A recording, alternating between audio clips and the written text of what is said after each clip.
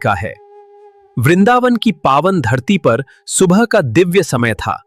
यह समय शांति और भक्ति का प्रतीक। भगवान कृष्ण प्रेम से गौशाला की ओर बढ़ रहे थे और उनके पीछे नन्हे बछड़े दौड़ रहे थे।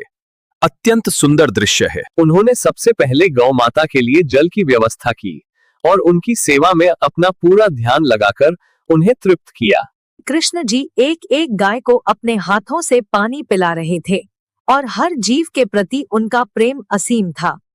ही है, छोटे बछड़े आनंद से जल पी रहे थे।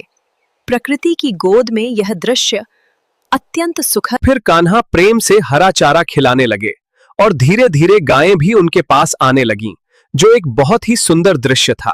अद्भुत दृश्य देखकर गांव वाले भावुक हो उठे और श्रद्धा के साथ प्रभु के चरणों में अपना शीश झुका दिया।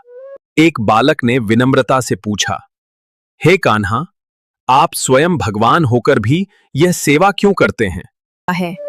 कृष्ण जी मधुर मुस्कान के साथ बोले, मेरे प्रिय भक्त, तुम्हारी भक्ति और समर्पण। गौ माता केवल पशु नहीं है, ये करुणा और सेवा का स्वरूप है।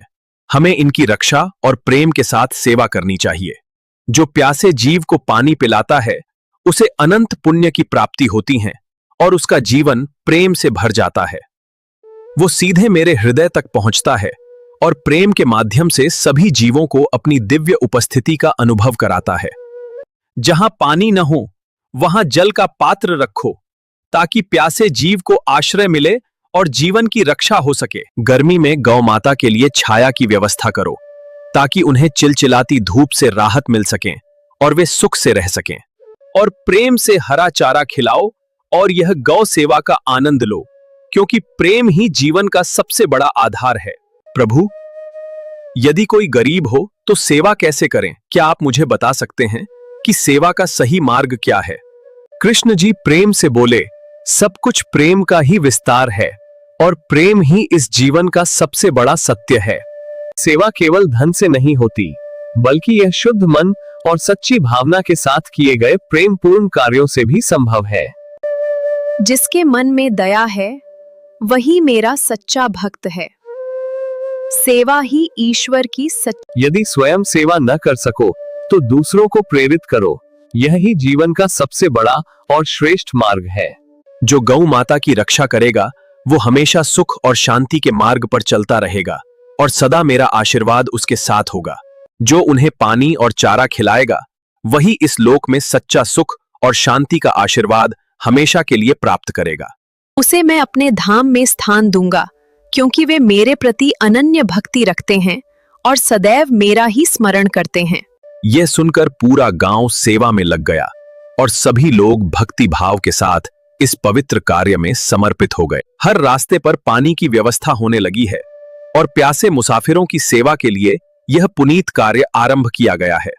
बच्चे भी प्रेम से गौ सेवा करने लगे और गायों को बड़े ही लाड़ और प्यार के साथ चारा खिलाने लगे। धीरे धीरे पूरा वृंदावन सेवा का पवित्र स्थान बन गया है, जहां भक्तजन अपनी श्रद्धा और प्रेम भाव के साथ आते हैं और शांति पाते हैं। कृष्ण जी मधुर बांसुरी बजाते हुए बोले,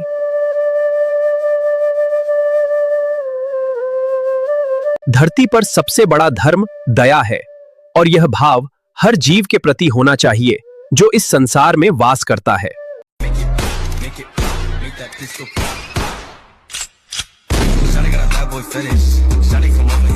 यदि तुम गौ माता की सेवा कर सकते हो तो तुम्हारे जीवन के सभी कष्ट दूर हो जाएंगे और तुम परम शांति पाओगे। तो आज ही किसी प्यासे जीव को पानी पिलाओ और अपने जीवन को प्रेम और करुणा के भाव से भर लो। हरा चारा खिलाओ, ये गौ माता को बहुत प्रिय है। प्रेम से खिलाओ और उनका आशीर्वाद ग्रहण करो और इस संदेश को अधिक से अधिक लोगों तक पहुंचाओ, ताकि वे भी इस शांति और दिव्य आनंद को अनुभव कर सकें,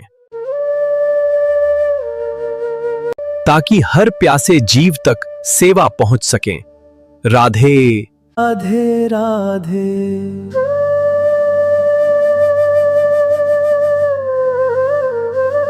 इस वीडियो को लाइक और शेयर करें और अधिक भक्तिपूर्ण वीडियो देखने के लिए हमारे चैनल को अभी सब्सक्राइब करना न भूलें।